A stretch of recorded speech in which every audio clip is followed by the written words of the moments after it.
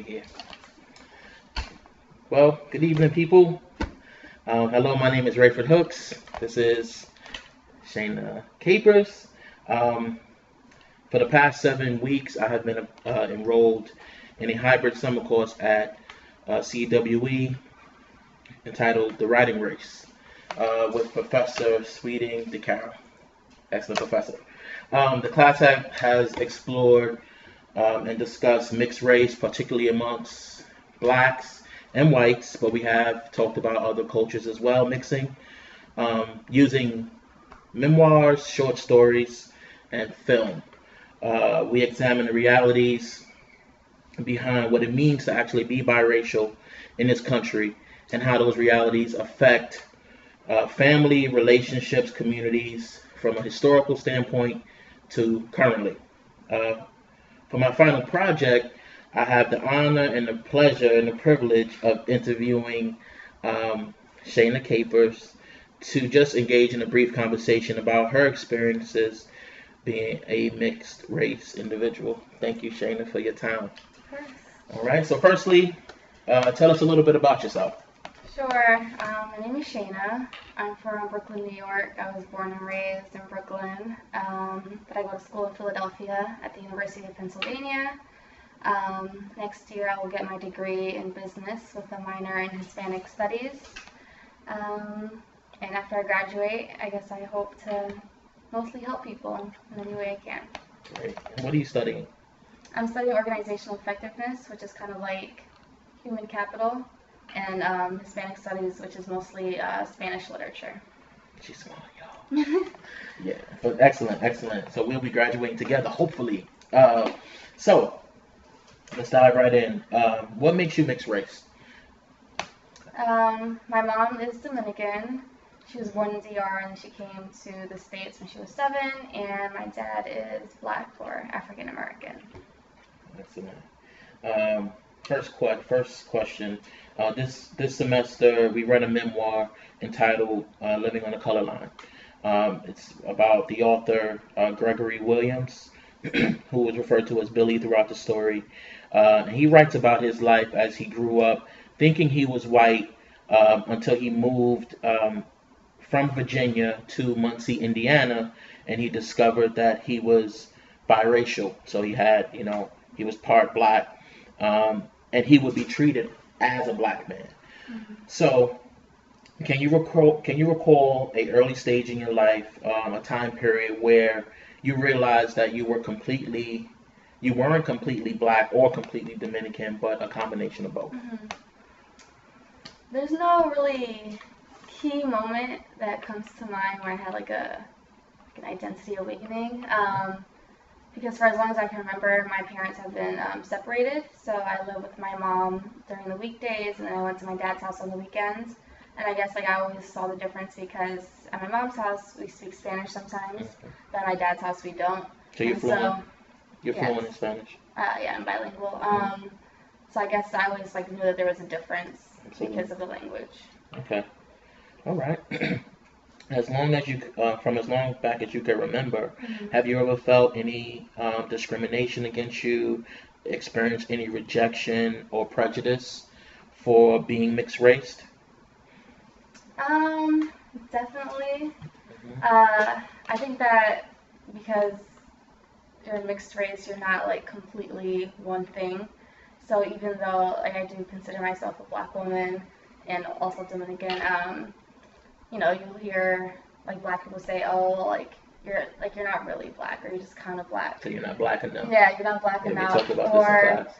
Yeah, and there are a lot of Hispanics that are very racist. I remember one time my cousin made a comment where she was like, I don't know, I think someone compared her to a black girl, and she was like, no, I would never be a black girl, blah, blah, blah. And I guess that she forgot for a second that I was half black, because she just considers me, her Dominican cousin or whatever.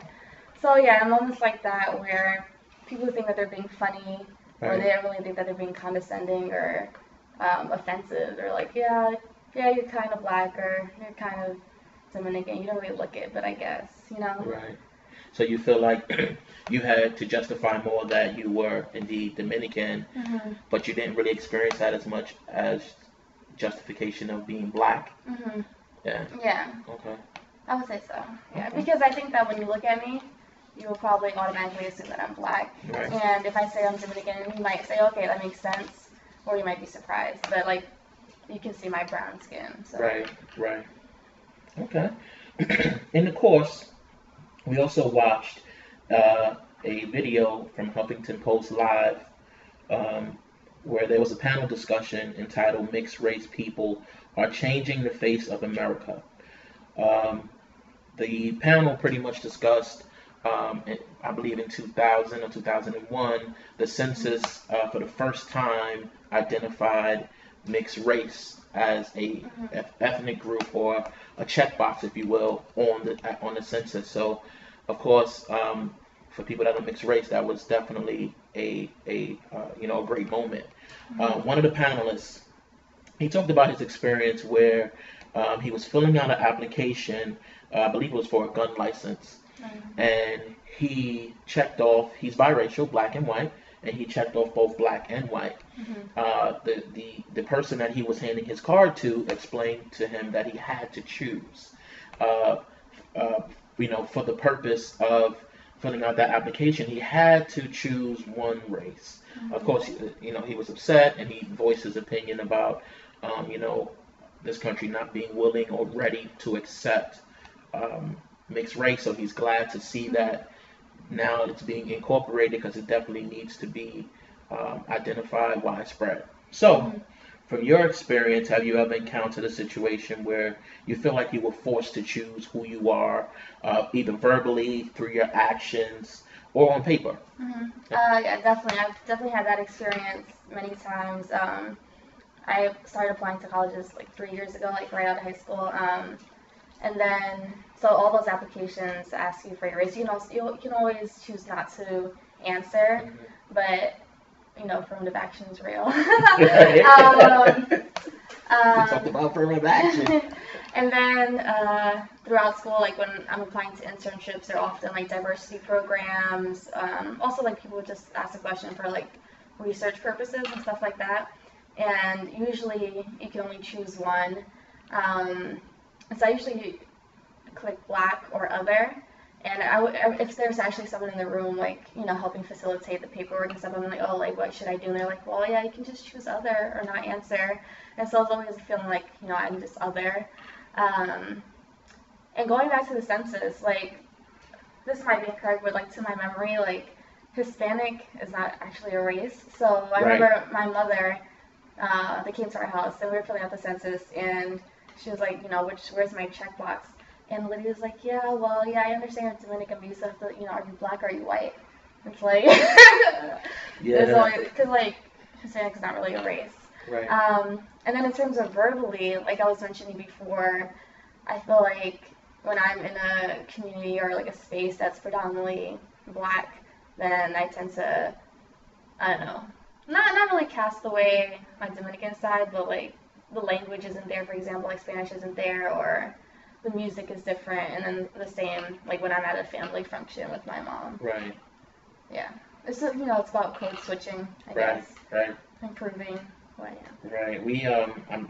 It's not in sync with my questions, but I actually have a question that you just kind of answered, which is how does your interaction within various environments, home, school, community, affect the aspects of you being mixed race? Like, do you feel like you have to adapt or morph? Or we talked about a sort of double consciousness, where you know that you realize you're in a different space, in a different environment, and then you kind of act as such, and you have the ability to kind of to do the same thing when you walk into different environments. So do you feel like you've had to do that more being around your Dominican side of the family or community, as opposed to being around blacks? Yeah, I think I definitely have to do that more around like my Dominican side, whether I'm in class, like a Spanish class, or at like a family function,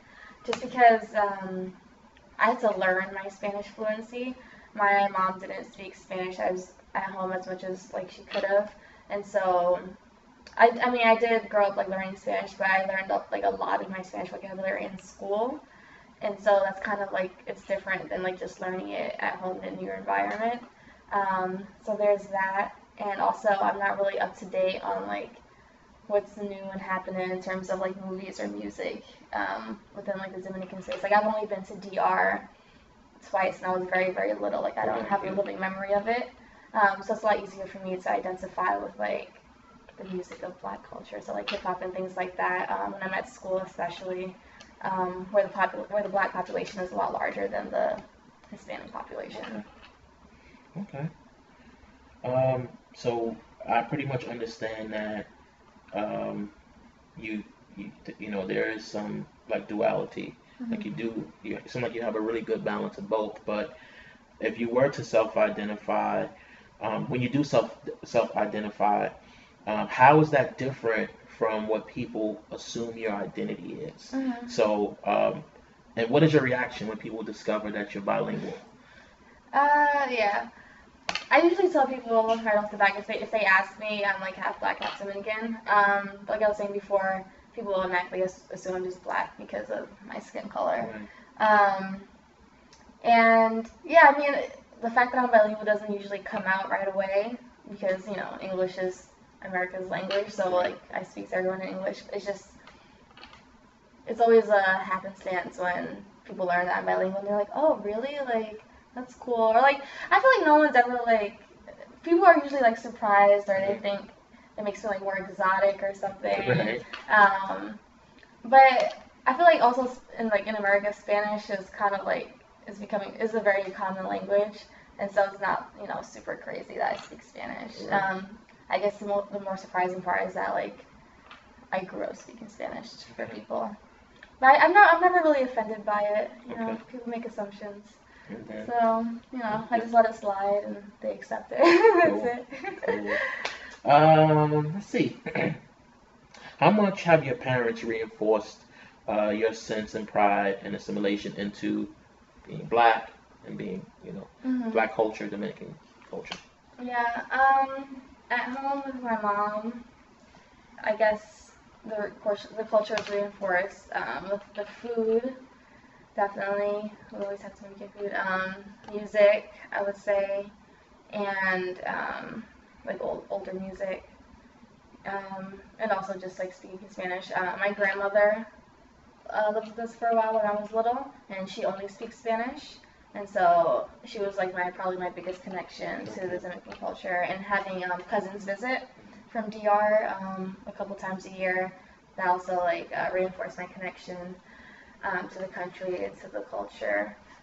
And then also I guess what I learned in school. In terms of I guess my Black culture, my Black side, it's just always been around me. Probably like in the same way, like mostly probably in the music and in, I would say, like television programming. So growing up like watching, I guess, like BET and stuff like that. And then also my sisters, or my older sister mostly, you know, she's 100% Black. So when I hung out with her, like, I don't know, that's just how our interactions were. Absolutely. Okay. Some people believe that, and we kind of talked about this in the course, and we had other platforms of people that spoke about, the U.S. has now entered into a post-racial era, post-racial society, given the election of President Barack Obama. And so race isn't as much as an issue as it once was. Do you agree or disagree with that viewpoint? And you know, how do you feel about it? Yeah, I completely disagree. Like that's just not accurate. I think that there's obviously like a stark difference between now and like the civil rights era, but I think the only difference is that racism is more subtle, and there are more like microaggressions. But I think that like it's pretty evident that we're not post-racial, and the fact that we still have check boxes, and the fact that like we continue to celebrate that Barack Obama is like a black president instead of just recognizing like what he's doing as a president, period. Absolutely. Like we're still putting a descriptor in front of everything, and racism is rampant, and it's probably just not as in your face because we have integrated schools Right. and equal job opportunities and stuff like that, but even still like people are raised a certain way, and even if they don't intend to have assumptions or stereotypes in their mind, that they just do. Right. And it's a long time coming before we're post-racial. Absolutely. I ascribe to that same thinking, obviously, because I am living the black experience, and it comes with some challenges. Yeah. Some things of aspects of my life are very real. Yeah. Despite a mixed race Mm-hmm. president. So, tying it down, coming close to the end of our conversation, on a scale of 1 to 10, Mm-hmm. 1 being a very low or almost no intensity, Mm-hmm. 10 being extremely high level of intensity, Mm-hmm. how much do aspects of race affect your everyday life? How important is race to you? Something that comes across your mind every day, a constant reminder that you're mixed race, or black culture, Dominican culture. How important is it? Yeah. I would say a 9.5 or even a 10. Okay. It's not something I particularly worry about, but it's something I'm very aware of because I don't think I mentioned this earlier, but I'm currently working for BET.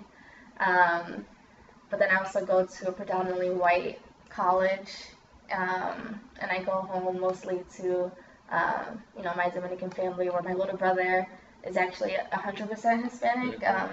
He's Dominican and Puerto Rican, and he's very, very light skinned. And so there's seeing us together. So it's clearly that's my Hispanic family. And then going to my dad's house, there's a difference. Even in our hair texture. My mom has really wavy, curly hair, and me and my sisters have more nappy hair. So it's just it's always there. It's not something that I grieve over or anything like that, but it's there because of where I work, where I go to school, and where I live. Okay. And just also being in New York, where everyone looks so different. Right. I recognize my own difference. I understand totally. Yeah. So, thank you, Shayna, for a wonderful interview, for great perspectives. It's always good to hear. We talk about things we've experienced on a personal level, and we've covered some amazing topics and read some great material this course. But this as my final project, I like in person. I like hearing personal experiences.